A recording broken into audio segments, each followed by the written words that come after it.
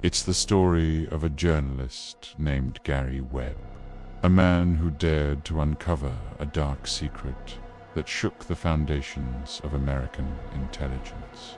Imagine this: the crack cocaine epidemic that devastated communities in the 1980s might have been fueled by a shadowy network with ties to the CIA. Sounds crazy, right? Well, that's exactly what Gary Webb claimed. In 1996, Webb published a groundbreaking series of articles called Dark Alliance in the San Jose Mercury News.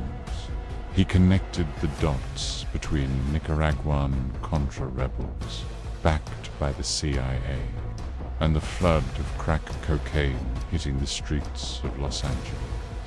Webb's investigation suggested that to fund their war, the Contras were smuggling tons of cocaine into the US, and that the CIA knew about it, and may have even turned a blind eye. He wasn't just making wild claims. He had sources, documents, and sworn testimony. The series went viral long before going viral was even a thing. It spread like wildfire online, sparking outrage and demanding answers. The backlash was immediate and brutal. Major media outlets like the New York Times, the Washington Post, and the Los Angeles Times launched a full-scale attack, not on the story's facts, but on Webb himself. They picked apart his work, discredited his sources, and painted him as a conspiracy theorist. The pressure was immense. His own newspaper eventually buckled, forcing him to resign. Gary Webb's career was destroyed.